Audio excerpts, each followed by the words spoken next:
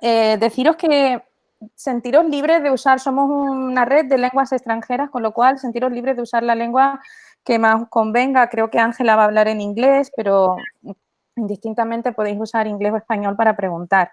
Sí, porque hablar de phonics en español va a ser complicado. Sí, por supuesto. Algo difícil. So let me change into English so that we continue with this presentation into English. Just a few words about Ángela. Most of you know Ángela Álvarez-Cofiño, maybe for her numerous books and materials that she has prepared.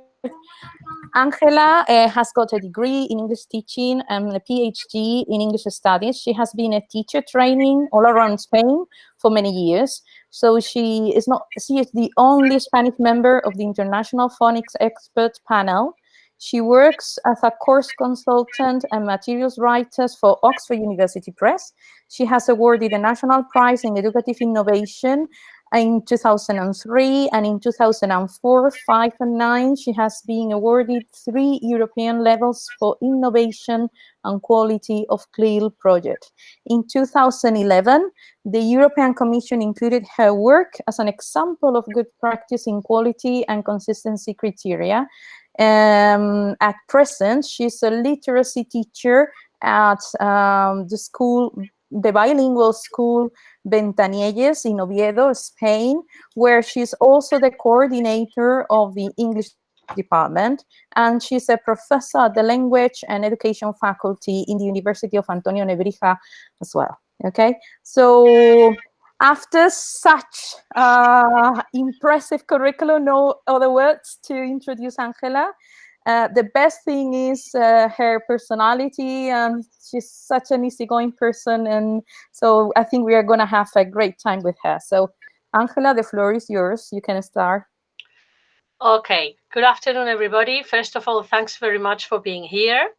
As Bea said, we're going to talk about phonics. This is going to be the first of 3 webinars. So today is like an introduction to the world of phonics, what phonics is about.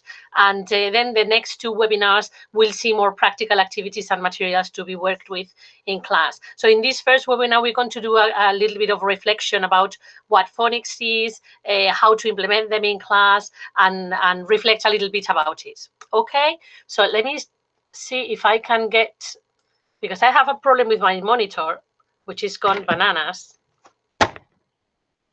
Hold on a minute, because I cannot. All right. Let's see if I can find a way to.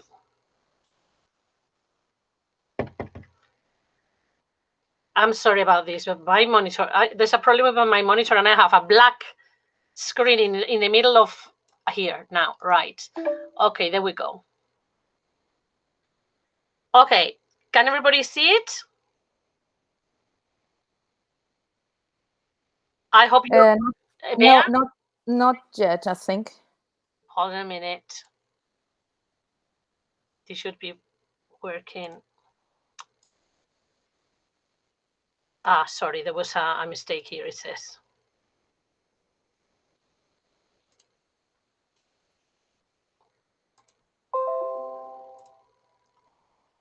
Now it's working. Is it working now? Yeah, perfect. Right. Okay, so let's start with a question for everybody, right? I want you to have a look at these 2 sentences and remember the colors of each sentence, because I'm going to ask you a question. I know that some people who is around there has attended some of my courses, and they will know the answer. So please, Monica, don't say anything, or Aida, about this, right? Because you know the answer to these questions. And read them carefully and remember the color, because the color is going to be important, right?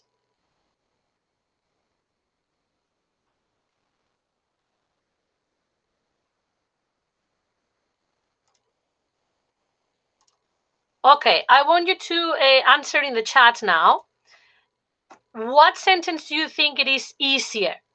The green one or the blue one? Just write the color. Remember that the green one was a man has fish and chips for lunch. And the blue one, do mice eat cheese? So which one do you think that is easier? Green, green, green. Monica, yeah, don't smile because you know the answer. Green 2, green 2, green 2. Nobody risks to say blue. Green. Okay.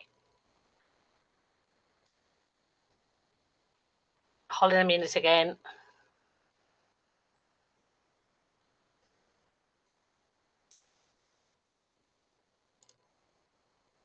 Let me go back to the presentation. Right. Okay. So green is the answer. And why is green the answer? Because every single word that appears in the green sentence is decodable. That is, every single sound that appears there is decodable for students, all right? A man has fish and chips for lunch. All the sounds that appear there are part of the main 44 sounds of the English phonological system. While in do, mice, eat, cheese, we have 4 problems. Problem number 1 is do, which is a tricky word.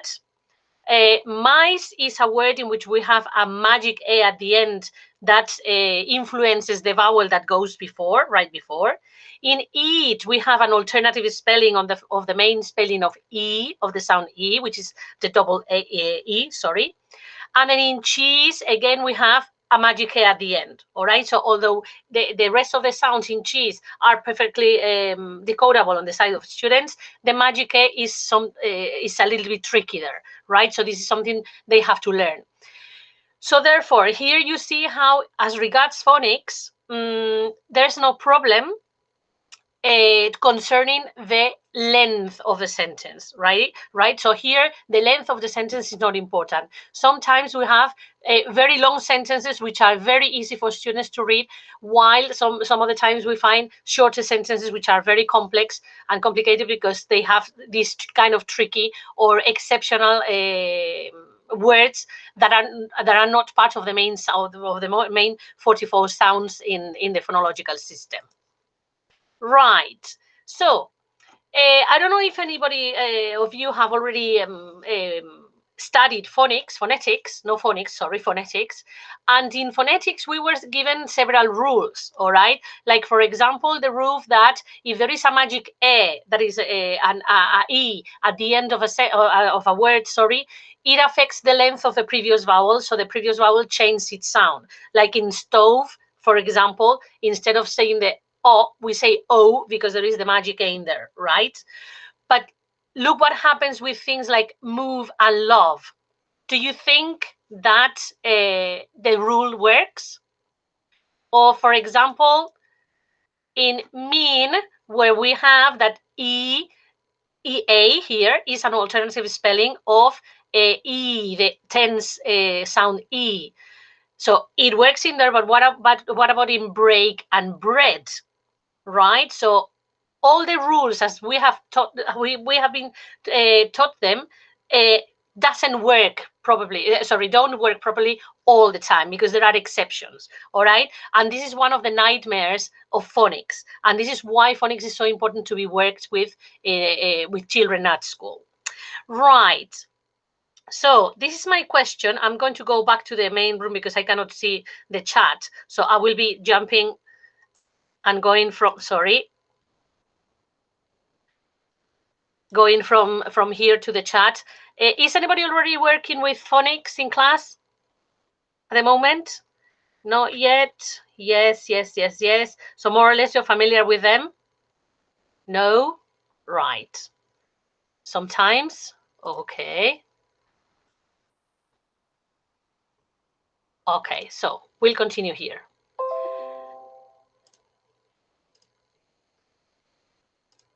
Right, so what is the problem with phonics, or what is the problem with the English phonological system? The problem of the English phonological system is that English hasn't got a transparent code, like in Spanish, where the always sounds the a always sounds a, and the o always sounds o. In English, this doesn't happen, and this is the nightmare of the language, right? Because the problem is that sometimes a single sound can be spelled with more than one letter, with different letters, with digraphs, right? And here is the problem, that there is no transparency in there, and sometimes students find it very difficult because they are used to see the words written in some way, in a specific way, for example, with the EA, and whenever they see it, they tend to pronounce it in the way they've been taught, which usually is the tense E or the long E, all right? But again, as we have seen before, this doesn't happen all the time like that, because there are exceptions. So the problem is that in English there are 44 main sounds, depending on the author. Some say 42, some others 44, but there are 44 main sounds and only 26 letters. And here comes the problem. We need a combination of the letters in order to represent all those 44 sounds, all right? And apart from that, sometimes one single sign can be represented by more than one different spelling. Okay, and here is where we have the problem, especially when children start reading and writing, because they don't know exactly what combination of letters would be the correct one to transcribe the sounds they are hearing. Okay, so see, in this case, we're going to talk about today about synthetic phonics. And what does synthesize mean? So can anybody tell me what does synthesize mean? Oh, sorry. I'm going to tell you the four possibilities. A, reduce. B, put or bring together. C, summarize. And D, represent. Reduce, A. Put or bring something together, B. C, summarize. D, represent. What do you think synthesize or synthesize means? Right, the answer is B. Okay, synthesize means blending or bringing together,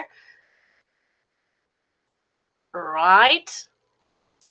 Bringing together sounds in order to sound out longer units. In this case, words, and later on we'll see how to reach to pronouncing or sounding out full sentences, right?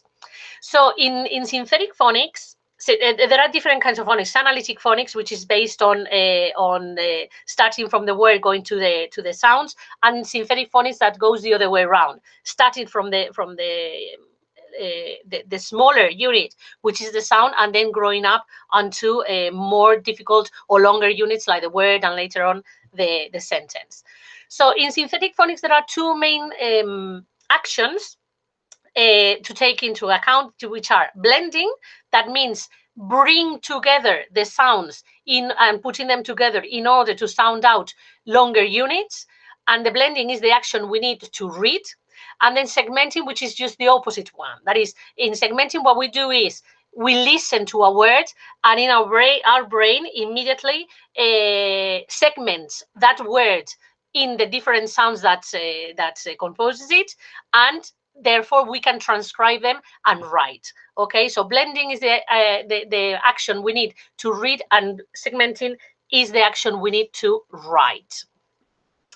What is the good thing about synthetic phonics? Well, first is that it teaches the alphabet letter sounds, all right? We're going to call them letter sounds, not letters, because in phonics we never talk about the names of the letters, all right? We always deal with the sound of the letter. So this is why we call the graphemes letter sounds, all right? So it teaches, or it helps students progress very quickly in dealing with the letter sounds, and teach them or teaches them how to blend the sounds together in order to sound out longer units. Why do I say that it helps students progress very quickly? Because the ideal thing would be to present a new letter sound every session, all right? So even if you have a 30-minute session 1 week, and then the following week another 30-minute session, phonics are very effective, all right? You are going to be slower probably, but the thing is that you have to introduce one sound in the session number 1. In session number 2, you introduce the second sound and revisit the previous one. In session number 3, you introduce sound number 3 and then revisit the other 2 that you have already seen. So this is what is called revisiting activity, all right, or a revisiting method in which you present new sounds and you make a revision of the previous one. Okay, and it's also cumulative. Cumulative in the sense that you introduce one sound every single session. If you have a daily session, much the better, because you can introduce one sound every session. So at the end of 1 week, you would have introduced 5 sounds and then have revisited the 4 previous one. Okay, but again, as I insist, the good thing about the phonics is that it can adapt to any timetable, any schedule you have in your school. It is good if you have one session daily, or if you have one session every week, that's fine. The good thing is that you can start helping your students with phonics in whatever reality or in whatever situation you have in your school, right? So then you have an example, for example, of the things we can do with phonics. That is, once we have working class, for example, with the sound k, at, children can put them together, like going with, we'll see the technique deeply in the webinar number 2, but we do things like with k, at, cat, cat. So they do the blending of the 3 sounds together, right? Or b, s, b, s, bus, bus. I use the fingers, especially with the little ones, with the 3-year-olds, because they can physically visualize how each finger represents its sound. All right. So when we say k, at, they see physically that there are 3 sounds in the word, right? So it is necessary that they sound out the 3 sounds. And I always begin with the thumb, because the thumb, since this is the shortest of the fingers, I tell them that this is the beginning of the whole work, so of the whole word, sorry. So here they start seeing, and I am doing it, as you can see it, in a mirror way, because if I do it this way, looking at me, the direction for me would be the correct one, but for my students would be a mirror one.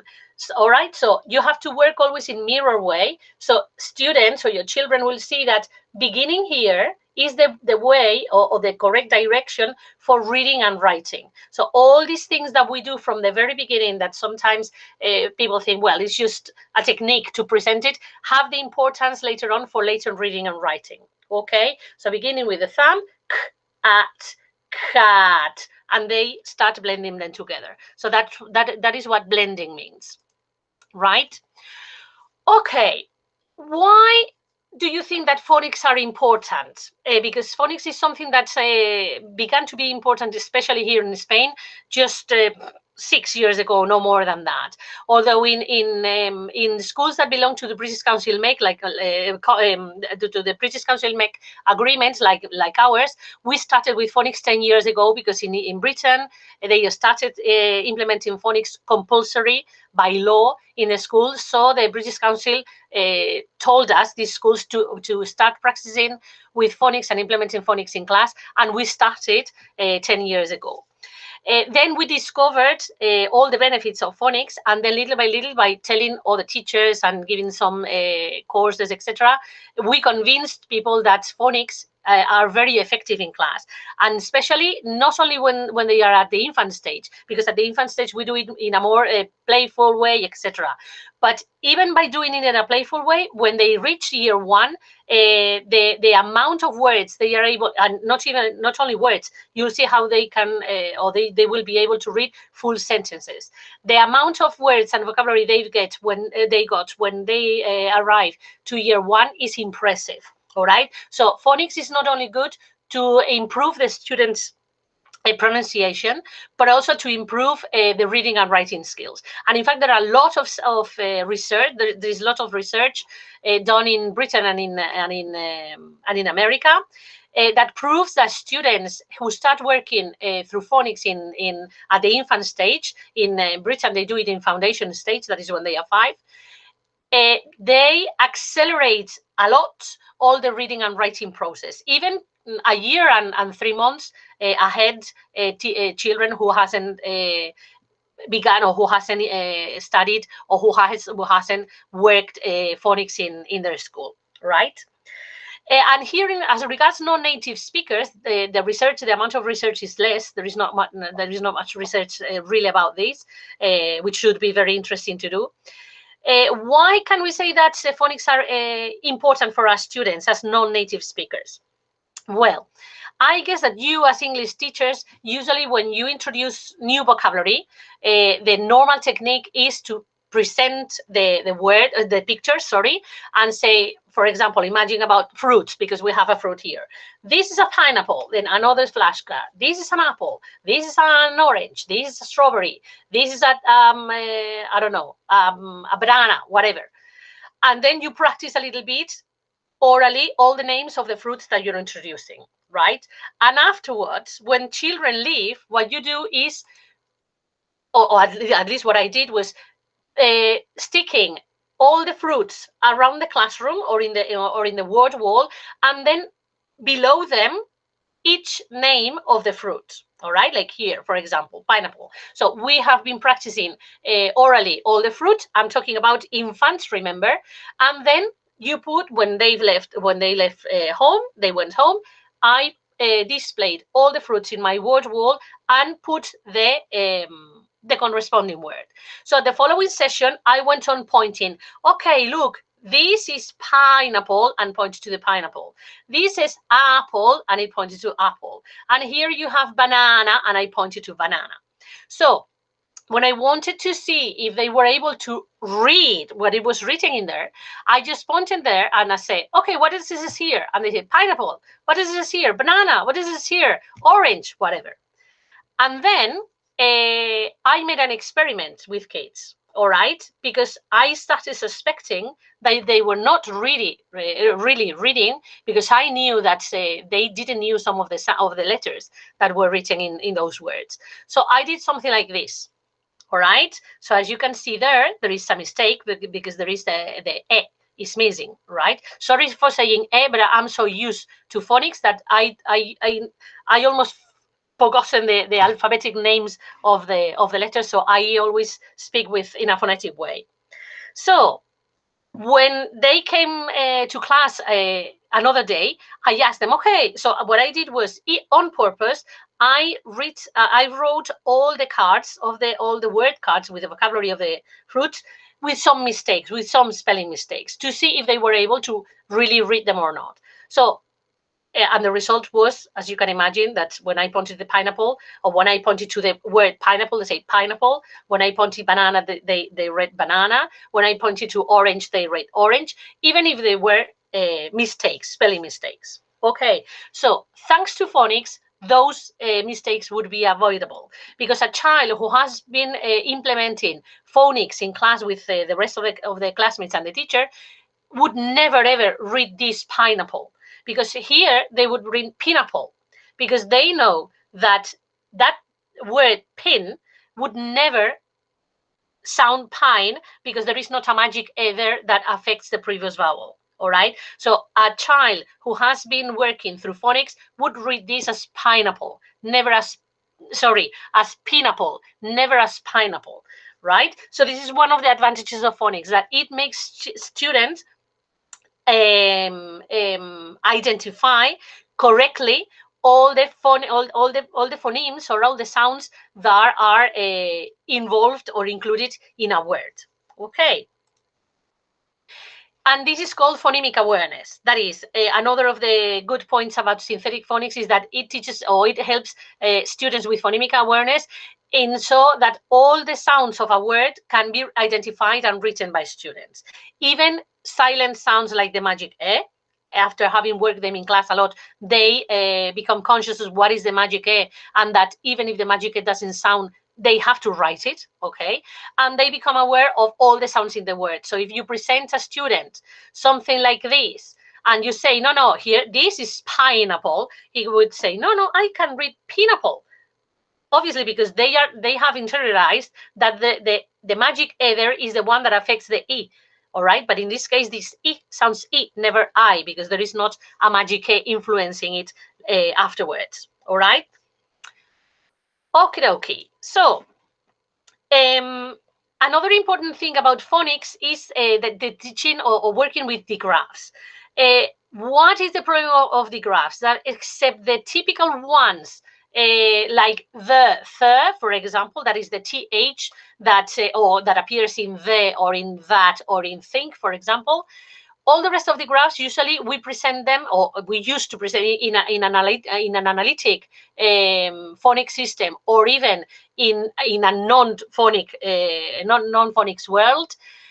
We present them as separated letters, all right? So, for example, if you want to say shoe, the letter, it's usually the people present it s, o, e, but sorry, s, o, e doesn't sound shoe, all right? So only through phonics, children are able to understand that the S and the H, when they go together, sound sh and not s, her anymore, and that the O, E, when they go together, sound O, all right, not o, e anymore. So thanks to that, they will understand that sh and u, when they blend them together, sounds shoe. All right. So there you have, for example, examples as sh in sheep, or boil, or chard. All right. So those digraphs go together and they represent one single sound. All right. Even if you see boil, because in boil you can say, well, but I hear two sounds, but that is a diphthong. So it's physically is only a sound, one single sound unit.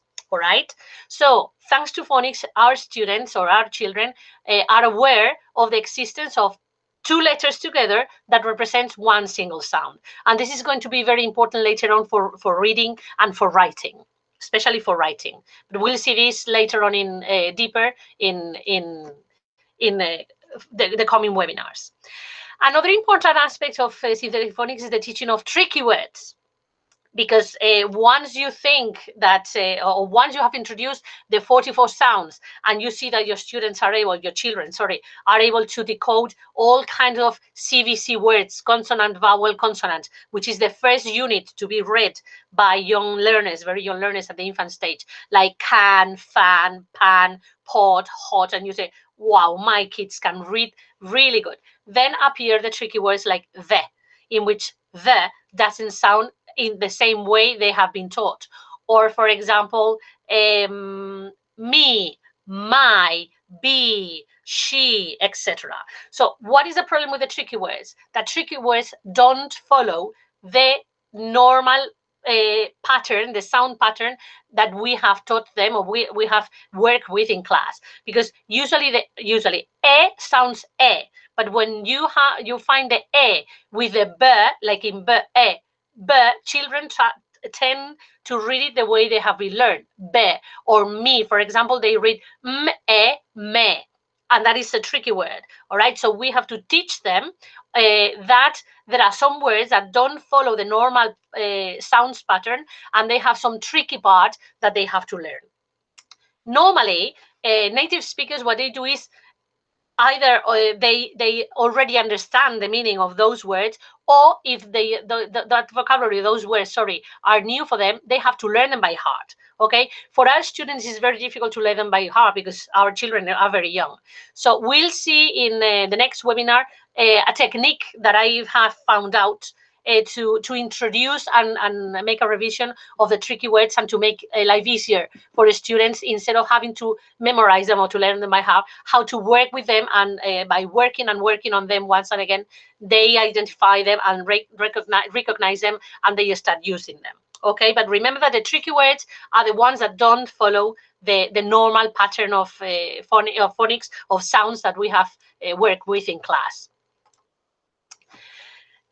Another thing that you have to bear in mind with phonics is that once that you say, okay, my kids know the 44 sounds, they know tricky words, they also even know some alternative spellings, like, for example, a together, that is letter A, letter E, letter A together, that sounds E, is an alternative spelling of the main spelling for E, which is double E, all right? So we have e, that sounds E, really, but we have a together, that sounds E. All right, so they know some of the alternative spellings, they know some tricky words, they already identify all the 44 sounds, they are able to map the sounds onto the corresponding graphemes.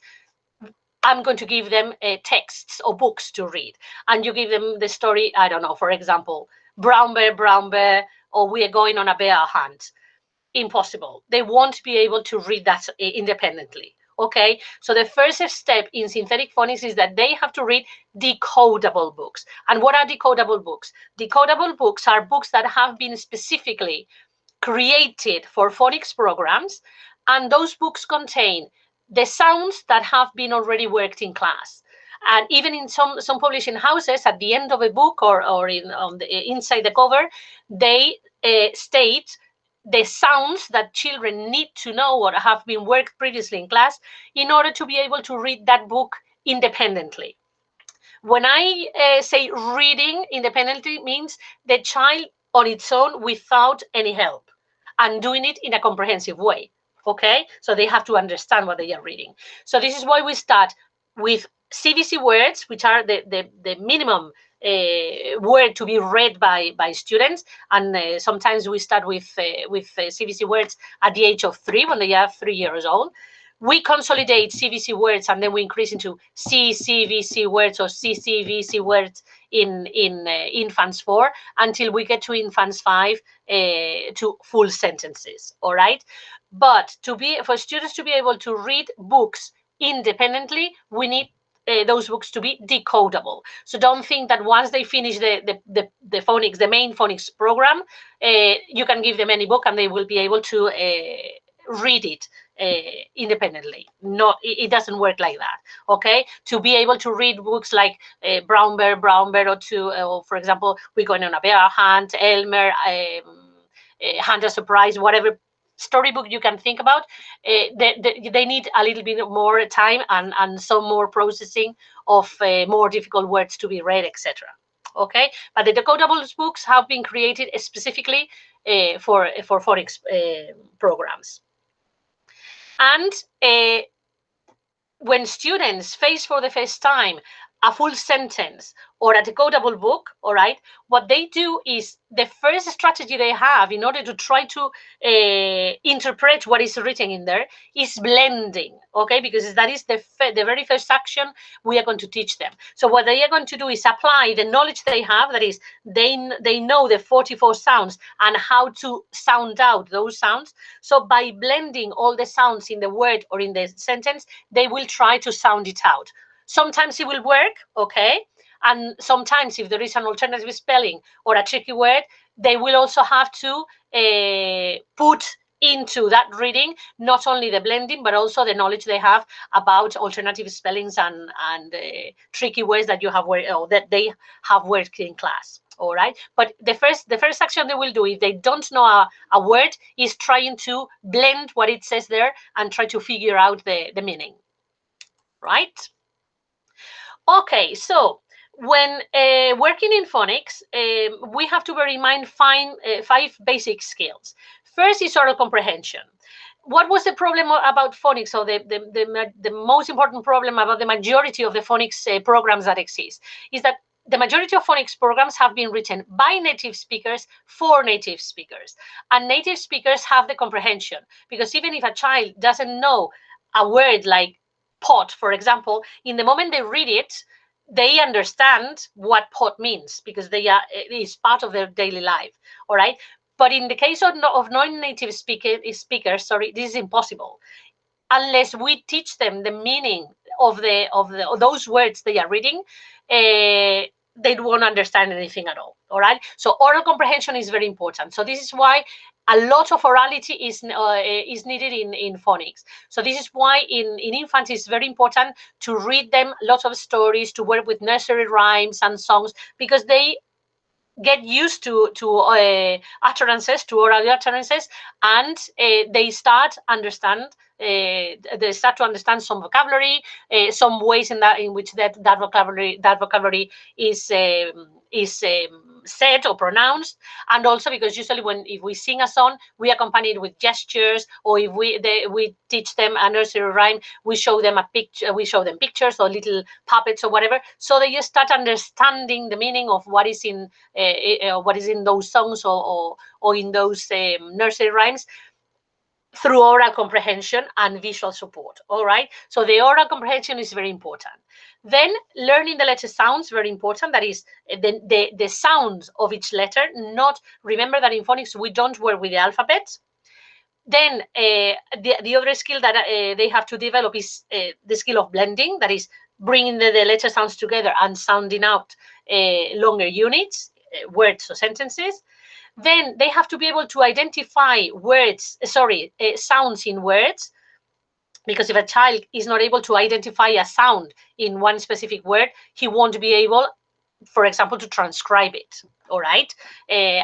For example, this was one example that they posed me this question in Andalusia, in a course that I gave to some teachers in Andalusia, saying, how can I tell my students, for example, sleepers, if I cannot pronounce the final S, and I say sleeper, right? So some of them said, my children will never be able to identify the final S because I don't pronounce it. All right. So you have to make an effort to pronounce it. So this is very important that students identify all the sounds in the words in order to transcribe them later on.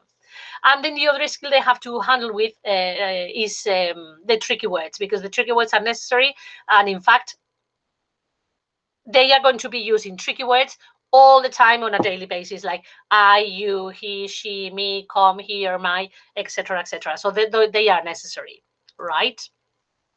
So in order to be able to, that is what you're going to answer now, when we have oral comprehension on one hand and we mix it up with decoding, that is decoding the written code that children, when read, transferred it into the corresponding sounds, what do we think that we get?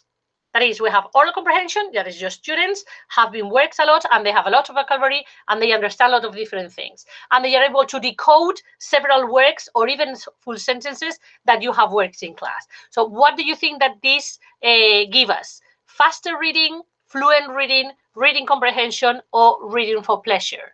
I'm going back to the room.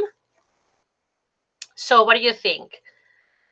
I repeat, it was faster reading, fluent reading, reading comprehension, or reading for pleasure.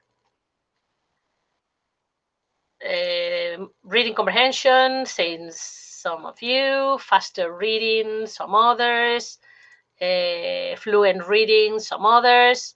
Right. And the answer is C.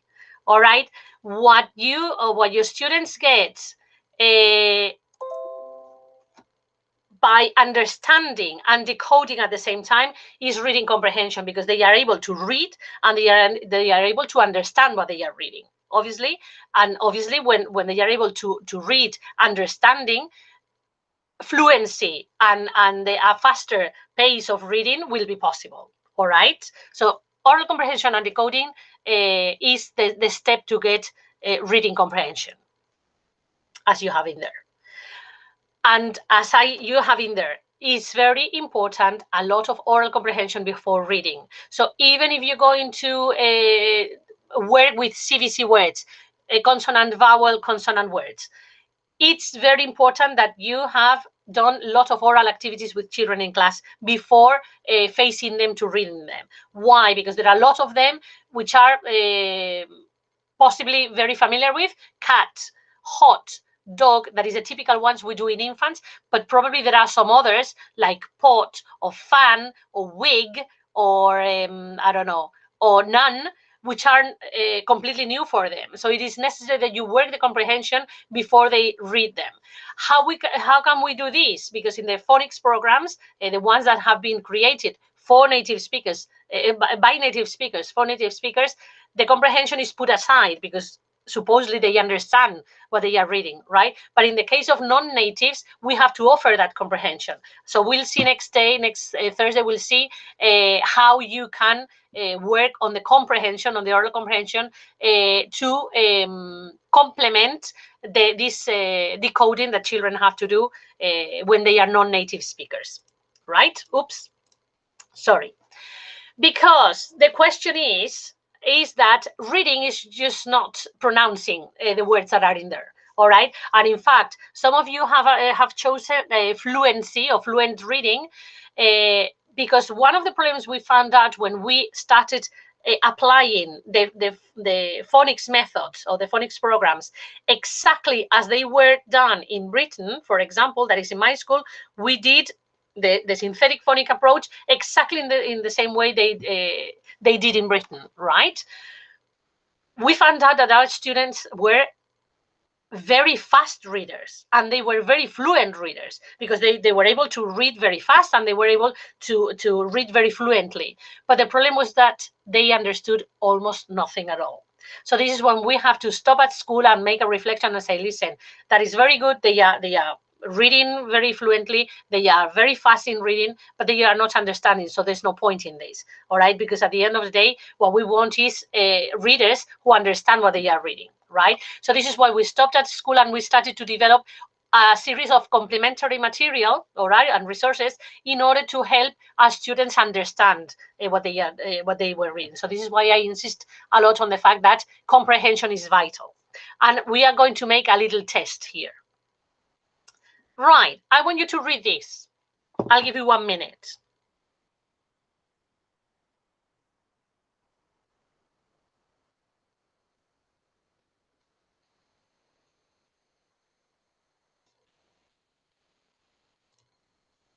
And then I want to see your reaction to this. What have you thought when you saw that? Oh my God. Or I'll have a go and try to read it. So, both B, right? Okay, so the thing is that the majority of you, probably what you have done was facing facing that sentence there, applying the phonological knowledge you have, which can be English and Spanish, probably, because all of you are Spanish people and Spanish speakers, and you are also English teachers. So you have the knowledge of both phonological systems. So probably you've tried. I'll try a little bit with my Spanish to see how it sounds, and I'll try with my English to see how it sounds. This is exactly what happens to our students when they come to class. So when they see a word for the first time, what they will do is try to apply their own phonological awareness, that is the Spanish phonological system. So this is why they read tomato and friends, all right? Because that is how they have been taught, right? But this doesn't work. This doesn't work, especially in English, all right? So I'm going to give you, I'm going to give you a hint, some hints now, to see if you are able to read it better, right? Okay, so listen, I'll tell you. This is Finnish. If nobody knew what language we were dealing with, this is Finnish. Right, I'll tell you this. H is aspirated like this, like the English H, all right? Y sounds as the French U. Very, very, you have to round the lips a lot and close them. U. V is labiodental like English, V, all right?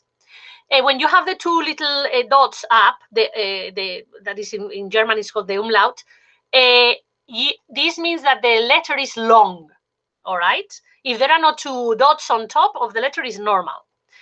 And the A sounds A. Then you have the K sounds K. The double L is like English, sounds like one single L, all right? The others all normal. All right, and all the rest sounds exactly as this is written, because believe it or not, Finnish is a very, very phonetic, very transparent language, okay? So the phonetic code is very transparent. So now, knowing that H sounds U, and V, and the ones with the two dots sound long. They are some long sounds, and the double L sounds L. All the rest sound normal. All right, so have a go again.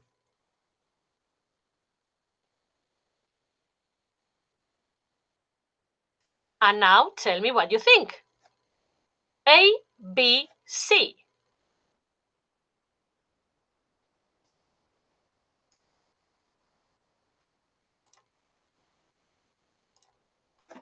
C. Right. Okay, so believe it or not, you've been reading you've been reading Finnish, all right, because probably if you applied those hints I gave you, you were reading correctly in Finnish. But the problem is that you have no idea what you have been reading, all right? And that is the problem that we found out when we used the phonics programs exactly as they have been created for native speakers. Our students could read with some hints, but didn't understand anything. By the way, the meaning of this is, good afternoon, everybody. Can you help me? Okay, that is the meaning. Right. So why is it good to start phonics with the very young ones in pre-primary at the infants level? Because psycholinguistics have proved that our brains, the human brain, is able to reproduce any sound from nature until the age of 7. From the age of 7 on, that capacity is not lost, but is reduced a lot. So this is why many people that, who start learning a language when they are adults, they always say that my pronunciation is terrible, because except some cases, in some exceptional cases, in the majority of cases, the brain is not the problem, is not a physical problem that we have, because sometimes I always heard, no, Spanish people cannot pronounce very well, whatever. No, that is not the problem. The problem is that the pronunciation was not taught properly when we were younger, when we were infants, all right? So the older we get, the more difficult it gets for us, for our brains, to reproduce the sounds of another language. So this is why a child, wherever a child is born, they are able to reproduce the sounds of the environment. So if a child is born in Russia, he's going to reproduce the Russian sounds perfectly well. The same is if he's born in China, or in Spain, in Italy, whatever. All right. So the sooner we begin with phonics, the better. All right, especially because the ear and the brain is more plastic to the reproduction of the sounds. And if you offer your students a good model of pronunciation, they are going to imitate that model. All right. Right. So here you have some examples that we are going to see next day deeper, of flashcards that we use, for example, to introduce sounds to students. So here what we do is present the flashcard and tell them, sad, sad. Look, this boy is sad. Can you repeat with me? Sad. And they answer back. All right. We do the same with all the cards. Remember that we present one card every session. No more than one sound per session. But I gave you three, or I put here 3 examples. All right.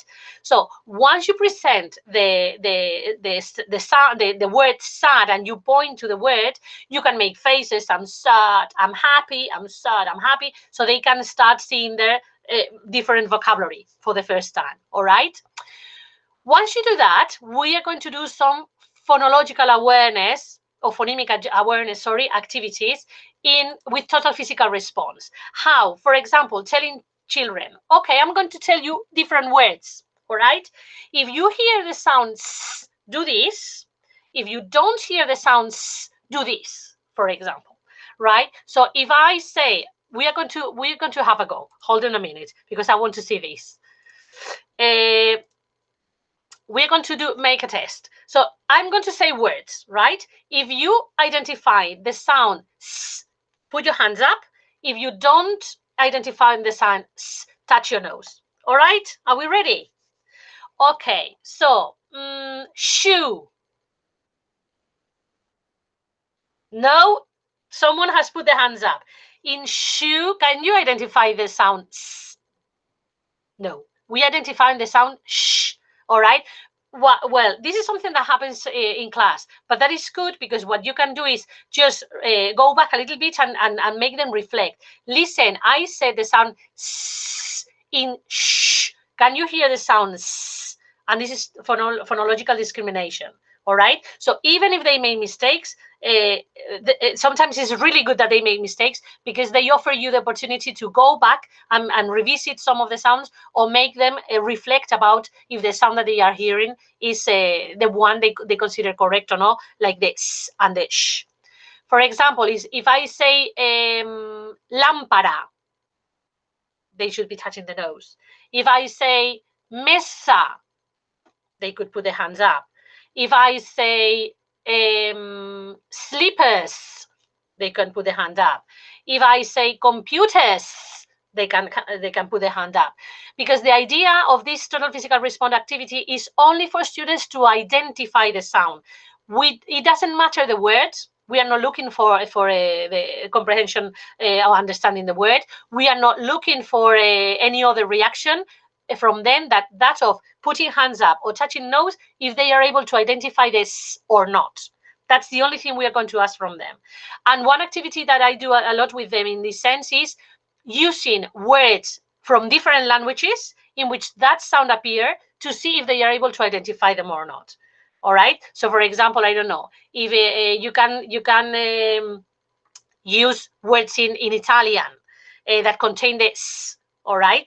Or you can use words in German or in French, any language you use. So you can mix up those words, because the only thing we are asking children is to identify the sound s in this case, but some other time can be or k or a, etc. All right. This is a way to work phonemic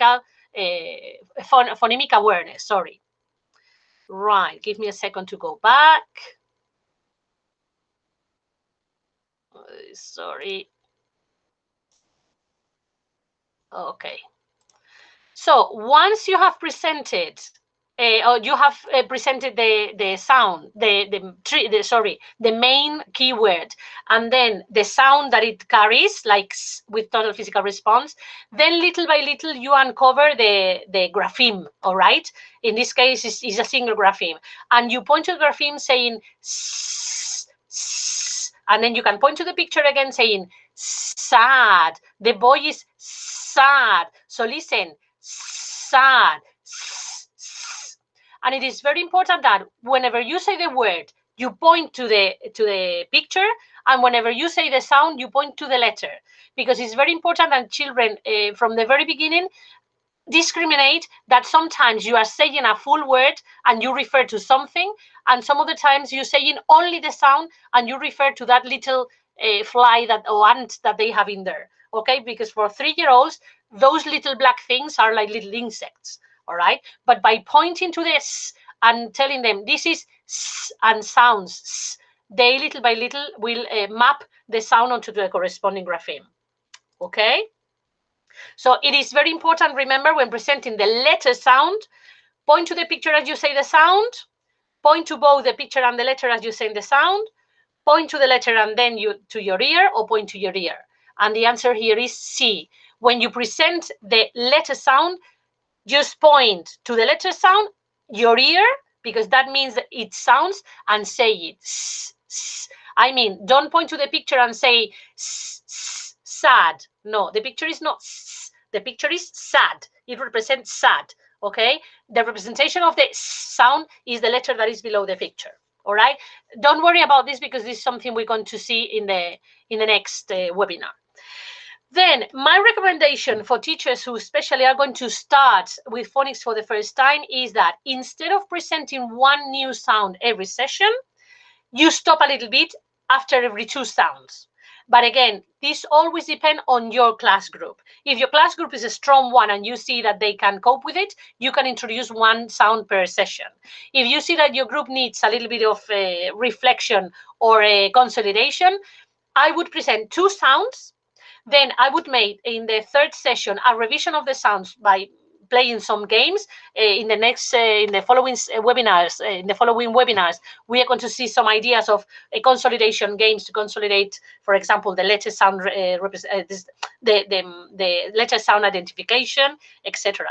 And that is better than wanting to run too much. So again, it depends on the group you have. But if your group is not that very strong and you see and you feel that the students need a little bit more of time, present 2 sounds, consolidation, 2 more sounds, consolidation, 2 more sounds, consolidation, all right? Or consolidation or revision.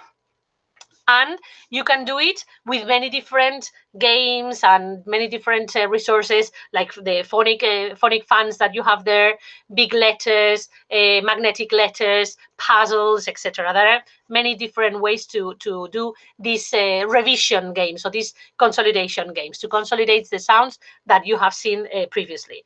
Don't worry, because in the following webinars, we're going to see lots of practical activities and resources that you can handle.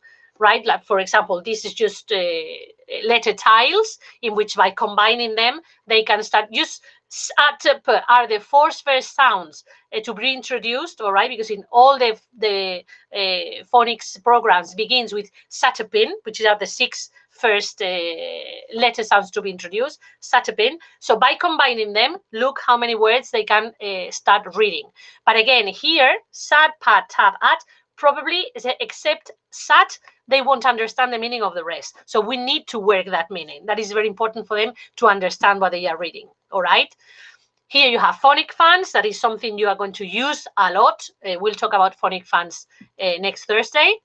Then we are going to talk about tricky words and how to introduce tricky words like I, he, she, me, my, etc. As I told you, these tricky words are very much used on a daily basis, all right? Almost every time. Can I go to the toilet? Do I have to do this? She's taking my pencil. This belongs to me, whatever. So these kind of tricky words are used in class on a daily basis. So they have to be able to identify them.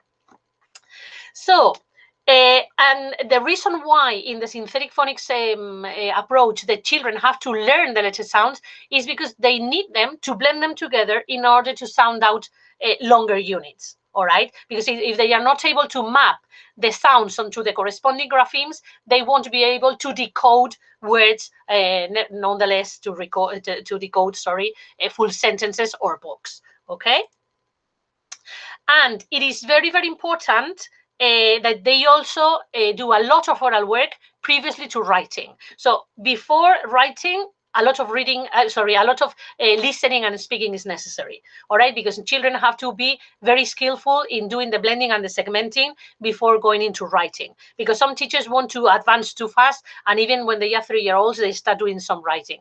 Writing is not that necessary in phonics. Maybe in infants 5 and from mid-infants 4 on, but up to the second term of infants 4, the writing is not that important.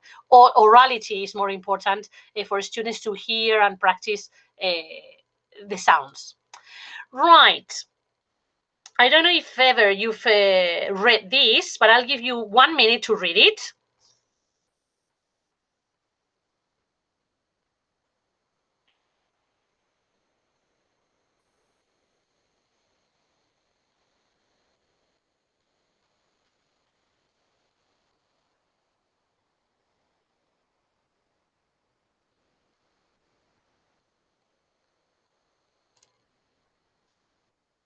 All right. So, were you able to read it? Yeah. Yeah, right. So that is one of the good things about phonics. Once the students are able to identify the letter sounds, if the letter sounds are correctly placed in a word, even in English, they will be able to read that word. So this is why fluency comes little by little, all right?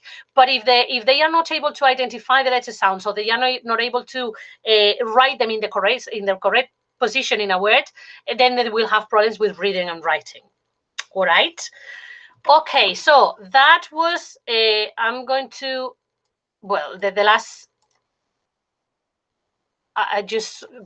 just going to finish with the last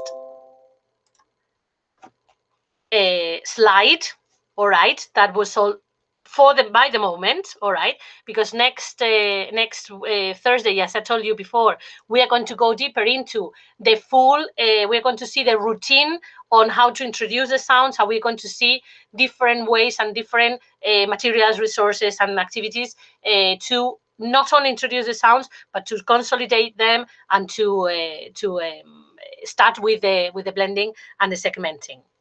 All right. So, if there are there any questions you would like to ask? I don't know, Bea, if you think that they could use the microphone and ask the question, or is better if they...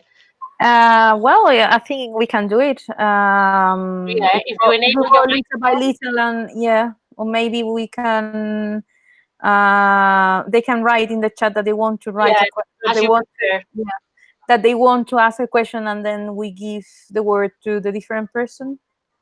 So here Natalia is asking Ángela una duda respecto a los materiales. Y tanto los impresos como los online incluyen letra minúscula. Well, depends. Now more and more, bueno, ahora para los materiales si queréis, podemos hablar en español como queráis. More and more publishing houses are, publishers now are producing materials both with capital letters and lowercase letters. All right, so you can find both things. The majority of the programs, the ones that come from Britain and from America, they use lowercase letters. Some others use both of them. All right, so what I do is I always introduce both letters at the same time. At the beginning with the 3-year-olds, we talk about little, small ones and big ones, small and big, small and big. But after 3 or 4 sessions telling them that the small ones are lowercase and the big ones are capital letters, they start using lowercase capital normally. All right, and why did I started using them? Because when I started with phonics, the class teachers in the groups I taught phonics only use lowercase letters. So when I took my children to the computer room and they have to type in the password to enter the platform where we were going to work, when I told them, okay, now we're going to click E, we're going to click A, we're going to, etc., they told me, mi ordenador no tiene E. Because in a computer, the keyboard is in capital letters. So that it was a moment in which I say, these children need to know both things. So a different things that you ask them to use only lowercase letters when writing, all right? But as regards exposing them, they have to be exposed not only to lowercase letters and uppercase letters, but to different kinds of fonts. So what I do is I download different kinds of fonts even from the internet, so they are used to different kind of S or different kinds of M's, etc. Because in the real life around themselves, the cursive only exists in the world of Coca-Cola. In the rest of the world, cursive doesn't exist anymore, right? So only if they live in Coca-Cola world, there is cursive. In the rest of things, in fact, cursive disappears in textbooks from the 2nd term in year 1 here in Spain. And everything is in script then, right? Let me see. Sí, hay más preguntas. Te preguntan si utilizas, por ejemplo, sobre los distintos editoriales, ¿no? Si crees mejor una u otra o construir tus propios materiales. Algún hombre, entiendo que... I am very eclectic, so I take a little bit of everything. So I take things from one program, from another program, and from another program. But people who has attended some of my courses before can tell you that I design lots of materials, lots of different resources. So on the internet, you can get lots of different resources, especially from America. There is a lot, you know that in America there is homeschooling, so there is a lot of there are lots of resources, and there's a lot of mummies who prepare the material, the resources, and they share them online for students. So by getting things from here and there, I'm very eclectic, and I use a little bit of everything. As regards the program, in our school, when they are 3, we start with Jolly Phonics, all right? The problem that we find with Jolly Phonics is that in our school, they have sessions every day. So after 3 months, they finish Jolly Phonics, and we need to continue with something else. So we incorporate all the different programs like Phonics Phonics, or and then we start creating our own resources. For example, in Infants 5, year 1, year 2, we don't use any specific program or a publisher. We create our material. Okay. What material books would you recommend? I don't know. There are 2 very good books by an author called Blevis. One is Phonics from A to Z, Phonics de la A a la Z. He's an American author. If you give me a second, I can show them. Look. I don't know if you can see it, Phonics from A to Z, all right? So this is very good because this is very practical. He is a teacher in America, so what he has here in his book is practical tips and ideas on how to work phonics with students. And everything here has been tested in class, all right? By this is Wiley Blevins. And this is a fresh look at phonics. This is last year's. It was released last year. And again, it's another reflection. This is there are some activities here too, but here there's a little bit more of reflection about what phonics are, etc. So these two books are very good for teachers who want to start with phonics. And then if you don't want to spend any money on phonics or whatever, you can find out on the internet, just type in Google phonics, and there are lots of different resources and articles, etc., etc. Okay. Ángela, hay más preguntas. Si tienes tiempo, seguimos haciéndote un par de preguntas. Si quien se tenga que desconectar, por supuesto que muchas gracias por haber asistido. Te preguntan por aquí que ¿is it an approach only for beginners? Y yo en esto te quería relacionar con una pregunta que te quería hacer, ¿no? La realidad de nuestras aulas es que casi siempre tenemos 2 sesiones de 45 minutos. ¿Qué recomendarías, ¿no? Para una persona que quiere empezar con phonics, que los niños vienen con niveles muy diversos y que bueno, que quieren introducir phonics en sus clases, ¿cómo recomendarías que empezara, ¿no? ¿Cómo sería ese inicio? ¿Qué aconsejarías? Bueno, lo primero para decir es que phonics lleva 5 minutos al día, no lleva más. Es decir, aun teniendo sesiones de 45 minutos, es que phonics lo que es introducir el sonido. Vamos a ver el próximo día la rutina de cómo se introduce, pero es introducir la palabra clave, trabajarla un poco para que los niños la escuchen, hacer una actividad de Total Physical Response para que identifiquen el sonido, luego hacer el mapping del sonido, la grafía, eso lleva 5 minutos. Cuando llevará un poco más será cuando llevemos los 44 sonidos, ¿vale? Pero para entonces, como ya van a estar muy trallados de phonics, porque yo, por ejemplo, phonics lo hago todos los días en las rutinas. Yo en las rutinas del tiempo, el calendario, etcétera, después de que nos saludamos, cantamos la canción, acabamos el tiempo, el calendario y el register, hacemos phonics. Ahí es donde meto phonics. Con lo cual, por eso os decía antes, aunque solo tengamos media hora en una semana, son muy beneficiosos, porque eso lo que va a hacer es que vamos a tener que ir mucho más lentos, probablemente en un año no vamos a ver todos los 44 sonidos, pero poco a poco los niños ya van a ir entrenando el oído, sobre todo los de 3 años, ¿vale? Luego me preguntaba si esto es solo para principiantes. Hay coles donde yo sé que profes, después de haber hecho cursos de phonics, empezaron a utilizarlo en quinto y sexto. En quinto y sexto se puede correr más, porque los niños ya son conscientes, ya tienen una conciencia fonológica mayor, ya conocen las letras y ya se puede ir más rápido. Es decir, phonics es algo que vale para beginners y para no beginners. Es para beginners en phonics. Es decir, una persona que nunca haya trabajado con phonics, se le puede meter phonics desde la edad que sea. Y después, para el profesorado en concreto, phonics es muy beneficioso también porque te fuerza a acostumbrarte a pronunciar bien, a posicionar correctamente los labios, la lengua. El próximo día vamos a hacer phonics gymnastics para que veáis cómo hay que trabajar todo, porque son músculos, al final son músculos y hay que moverlos, con el fin de que los niños imiten perfectamente. Hay que exagerar mucho cuando se introducen los sonidos. Entonces, es muy beneficioso tanto para el profesorado como para los alumnos. Y yo lo que os aconsejo es que estéis en el curso que estéis, si vuestros alumnos nunca vieron phonics, los metáis. Lo que sí que hay que hacer con los más mayores es, pues en vez de las canciones que vienen en los programas de phonics, que son a lo mejor para más niños, pasar de las canciones e inventarse pues un rap, por ejemplo, que se inventen ellos, que la rapeen, la música, adaptarlo a ellos, pero sí que se puede hacer con cualquier nivel. Hay una pregunta, Ángela, hay también una pregunta sobre los decodable books, creo. Sí. A ver si la encuentro. Se me ha perdido. No sé si alguno lo tenéis. Yo tenía una pregunta sobre los decodable books. Sí. Y es que entiendo que...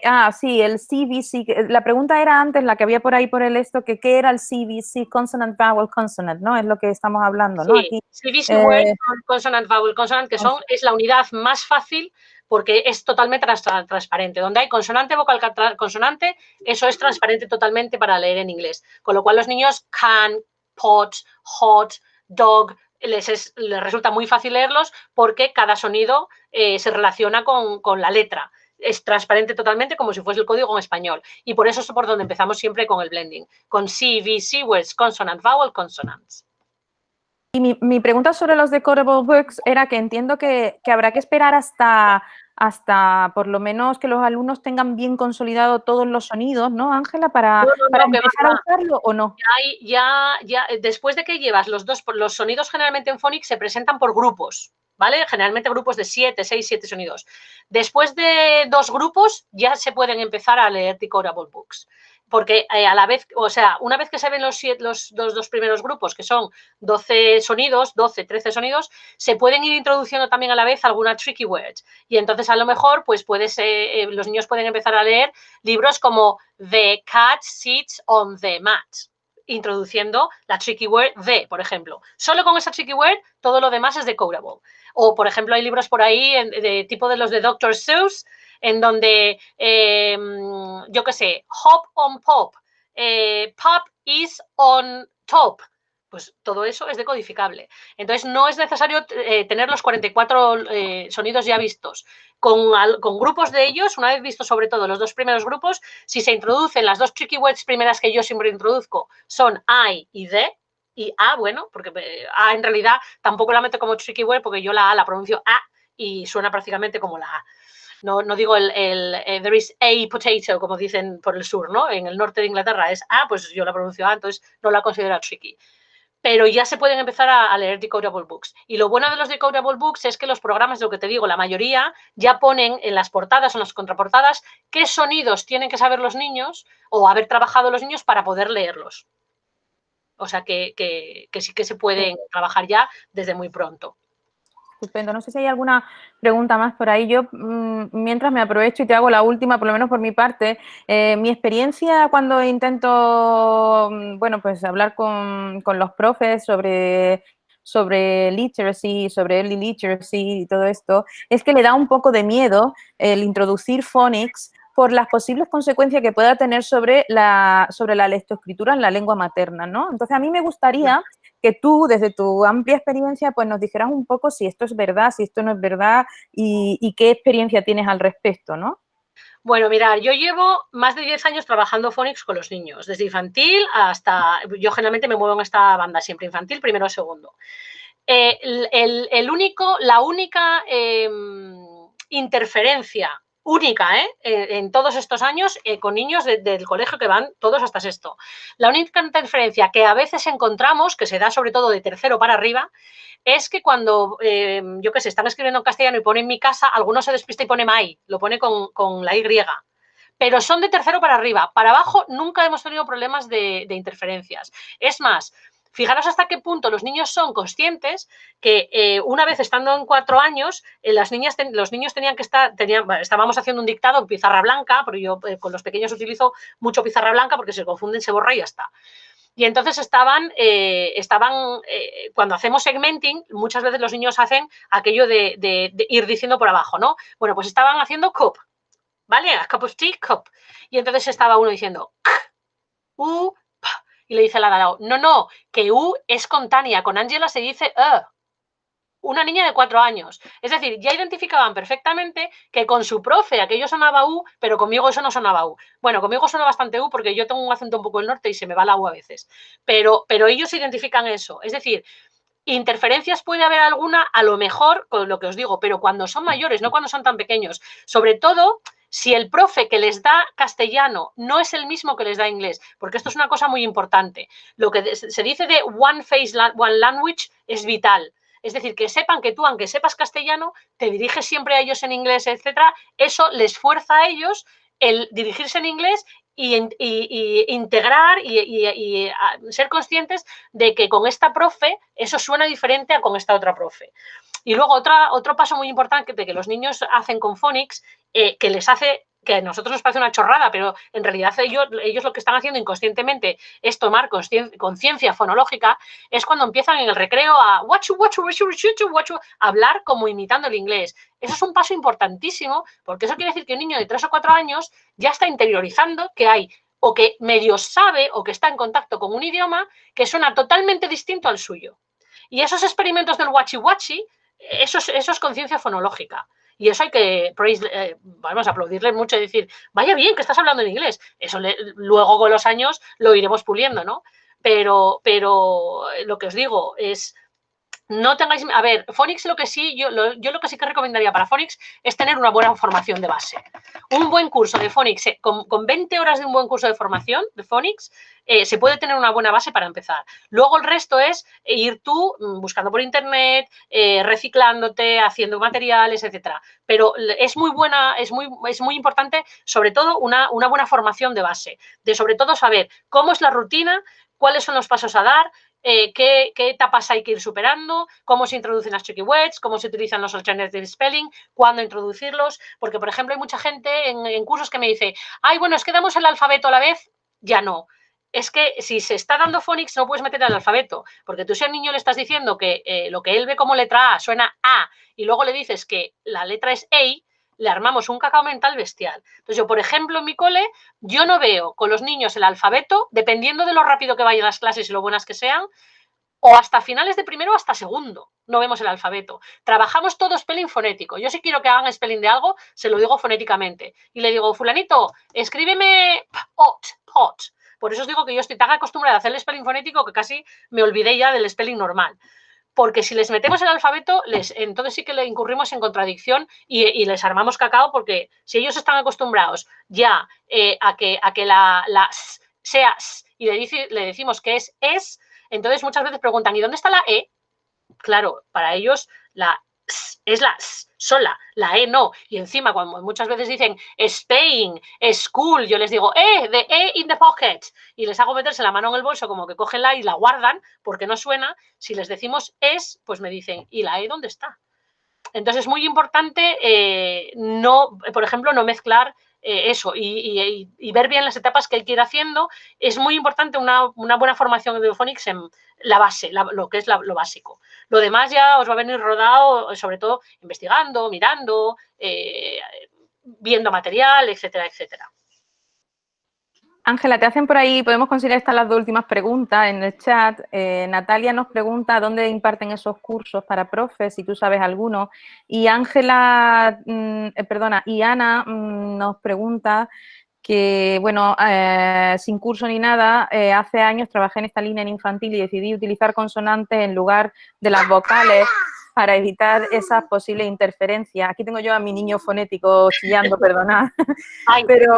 Espera un momento. I think we should talk in English because there is German people here, Italian people here saying, I'm from Germany, I'm from Italy. Sorry about these people from Germany. Sorry, yes, sorry. Sorry about I didn't realize that. I was just saying or talking about the importance of having a good training on phonics before implementing them in class. And the question about the courses, well, you can ask your CPR, the teacher centers, to get in touch with people who do phonics and organize a phonics course. Here in Asturias, we did, well, Monica is in there and she can tell you, we did a phonics course. Was it last year or 2 years ago? I think it was 2 years ago, Monica, 2 years ago. And I think that in 12, I think it was 20 hours, we saw everything from starting from scratch until level sentence. And I think that was quite a good help, because the training that I do usually is very, very practical. Okay, we do kind of activities we do in class. The teachers have to create and design phonics materials with junk materials or recycle things that I take to class. So the good training is important. So contact your teacher center and ask them to get in touch with someone who can do the training on phonics, because I know that in Spain there are some people who are good, for example. Okay.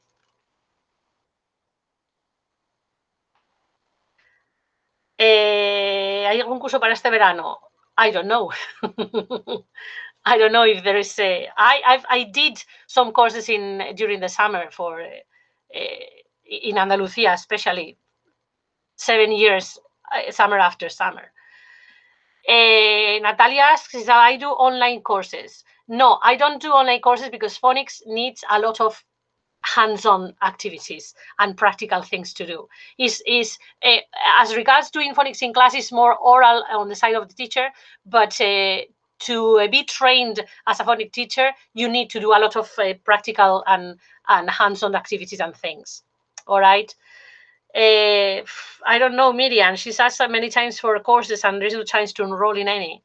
I don't know. Anna says that the experience was that the students transfer to Spanish what they did in English. That is one of the things. All right. In fact, in my school, it came a moment in which some parents said, "How is it possible that my child is reading in English and not in Spanish?" And I said, "I don't know. I don't want to talk about that. No idea." But obviously, if in Spanish there are 24 sounds and 24 letters, and in English there are 6 letters and 44 sounds, all the Spanish sounds are covered. So children, it is true that they do transfer from English to Spanish, and they start reading Spanish sooner, all right, or earlier. I'm so sorry about that. I don't know what to tell you about the training courses, really. You should find out or do some investigation. Okay, so I think we can finish this session. What do you think? Any other final question or something? Just to remind you, well, first of all, Ángela, thank you so much. Okay, it has been a real pleasure, and we have learned a lot. Thank you to all the people attending. Really, it's my pleasure to have you all here and see that there are so many people interested in these early years. Okay, I think we can do many things together as a network. And just a couple of things to remind you that we pretend to do a kind of webinar every Thursday. Ángela is doing 2 more next 2 following Thursdays. So she will be doing a kind of progress webinar. So next Thursday we have what was the name, Ángela? The next one? Yeah. This one was first steps. Yeah, a step ahead. Step ahead. That's it. That's it. Because we're going to the next step. Yeah, right. And then we have the last Thursday working in progress. Yeah, and then for July we are arranging 3 more webinars on different aspects. All of them about early foreign language learning. One is about CLIL, another one is for gamification, and another one is for I think it is something about storytelling or something. So I hope you enjoy this, and please feel free. Sorry, tengo pupa. And please feel free to I don't know, to recommend or make any suggestion, okay? Because if you want to share something with us, we will be more than happy. Okay, thank you so much for being here.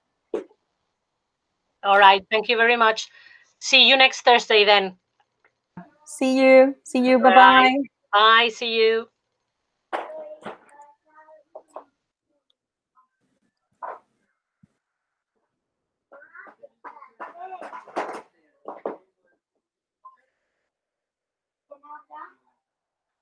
Otra